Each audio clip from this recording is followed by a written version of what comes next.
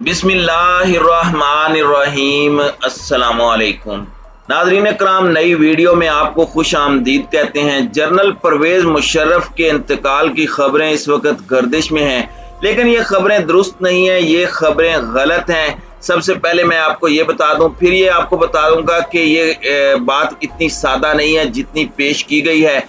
इसके पीछे बड़े राज हैं जो कि सारे के सारे इस वीडियो में मैं आपके सामने खोल कर रखूंगा।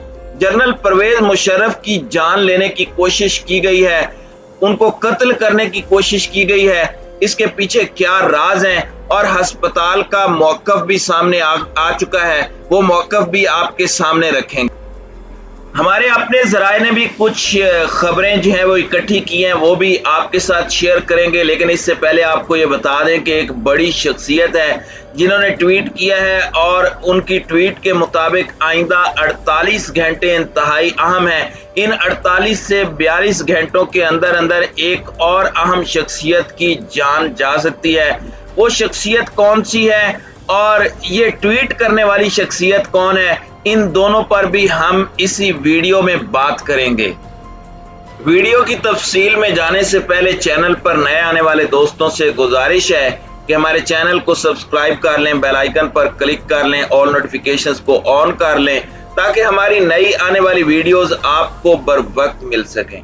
नाज़रीन कराम, ये खबर जो जनरल परवेज मुशर्रफ के इंतकाल के हवाले से मैंने आपको बताई है, इस खबर की तफसील में जाने से पहले मैं आपको ये बताता चलूं कि इसका बैकग्राउंड जानना बहुत ज़रूरी है। बुनियादी तौर पर बहुत सी खबरें हैं जो एक दूसरे के साथ इंटरलिंक हैं, इंटरकनेक्टेड हैं।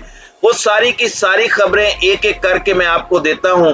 जब आप उन खबरों को एक एक करके जानेंगे तो आप नतीजे तक पहुंच जाएंगे और आपको पता चल जाएगा कि जनरल परवेज मुशर्रफ को किस तरह से मारने की कोशिश की गई है और उनकी मौत की खबर क्यों चलाई गई है।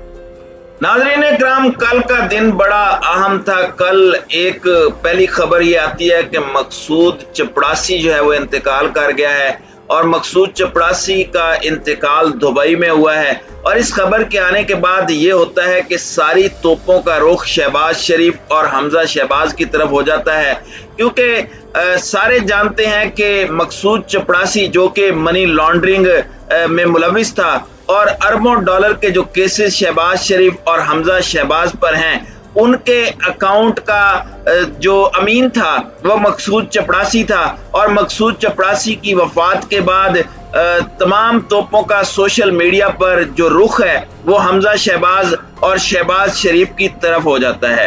लेकिन उसके ठीक 5 घंटे के बाद एक और बड़ी खबर आती है और वो खबर है आमिर लियाकत हुसैन की हलाकत की।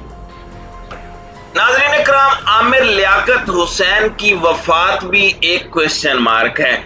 उसमें बहुत सारे सवालात उठते हैं। पहला सवाल सबसे बड़ा जो उठता है वो ये है कि आमिर लियाकत हुसैन की वफात जो है वो तिबई थी या उसे कत्ल किया गया है। ये एक बहुत बड़ा क्वेश्चन है। लेकिन इस खबर का बेनिफिशियरी कौन है, इसका सबसे बड़ा फायदा किसको होता है, तो हमें वो भी नजर आता है हमजा शहबाज और शहबाज शरीफ की सूरत में।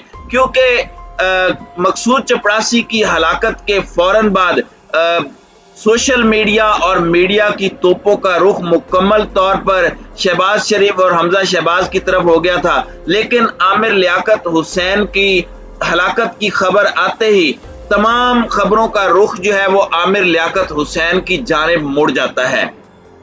आमिर लियाकत हुसैन की हलाकत की खबरों में कहां तक सदाकत है और उसको किस तरीके से मारा गया है, इस पर मैं पहले वीडियो बना चुका हूं, इस पर मजीद बात नहीं करूंगा। अब हम आते हैं सीधे जनरल परवेज मुशर्रफ के खबर के हवाले से।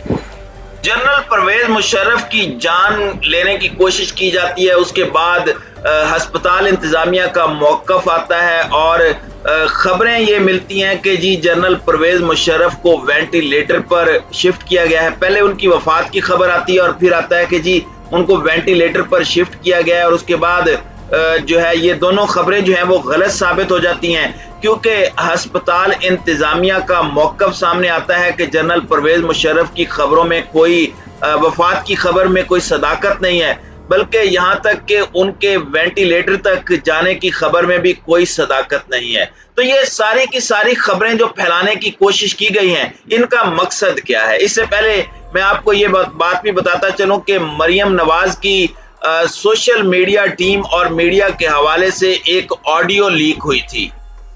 मरियम नवाज उस ऑडियो लीक के अंदर खुद बताती हैं कि वो मीडिया को मैनेज कर रही हैं। तो नाज़रीन किराम, ये वो मीडिया मैनेजमेंट है जिसके जरिए ये सारी की सारी खबरें फैलाई गई हैं। यानी एक के बाद एक खबर देकर इस तरह से असल खबर से बिल्कुल लोगों को हटा दिया गया। और वो असल खबर ये थी कि मकसूद चपड़ासी की हलाकत हो चुकी है और उस खबर को दबाने के लिए आमिर लियाकत हुसैन वाला मामला आ जाता है और उसके बाद जनरल परवेज मुशर्रफ के वफात की फेक न्यूज जो है वो फैलाई जाती है। नाज़रीन इकराम, अब मैं उस शख्सियत की तरफ आता हूं जिसने काफी सारे राजों से पर्दा उठाया है और उस शख्सियत का नाम है शाहीन सहबाई। उनकी एक ट्वीट मैं आपके सामने रखता हूं जिसमें वो कहते हैं कि रिजवान FIA वाले भी गए। यानी ये डॉक्टर रिजवान की बात हो रही है जो कि FIA के डायरेक्टर थे और उनका हार्ट अटैक हुआ था।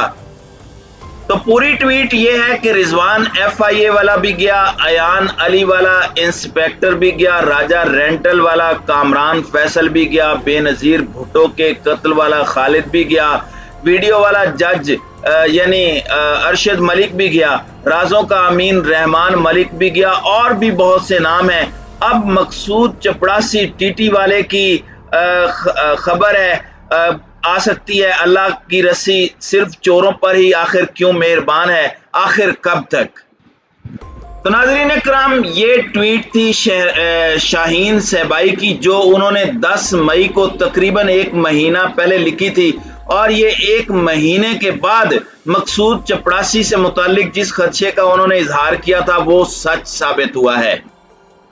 अब कल इन्होंने यानी शाहीन सहबाई ने एक और जो है वो खबर जो है, एक और ट्वीट जो है वो की है। वो कहते हैं कि मकसूद चपड़ासी भी गया, मुझे डर लग रहा था कि डॉक्टर रिजवान, अयान अली वाला इंस्पेक्टर, रेंटल वाला कामरान, जज अरशद और बहुत लोगों के बाद पहला नंबर मकसूद चपड़ासी का होगा।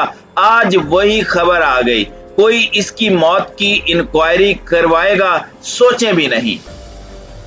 नाज़रीन इकराम, अब इस खबर की तरफ आते हैं कि 48 से 72 अगले घंटों में किस शख्सियत का कत्ल होने वाला है। सबसे पहले मैं डॉक्टर रिजवान से मुतालिक बात कर लूं कि डॉक्टर रिजवान से पहले जो है FIA से लिंक्ड और मनी लॉन्ड्रिंग जो शहबाज शरीफ और हमजा शहबाज का केस है उससे लिंक्ड गुलजार खान और शबर खान, ये जो 2 नाम है, इनकी भी हलाकत हार्ट अटैक से हुई है और डॉक्टर रिजवान तीसरे हैं जिनका इंतकाल जो है वो हार्ट अटैक से हुआ। और उसके बाद चौथी खबर जो है वो मकसूद चपड़ासी के हवाले से आई है कि उसकी भी हलाकत हो गई है जो कि हमजा शहबाज और शहबाज शरीफ के मनी लॉन्ड्रिंग केस में मतलूब थे।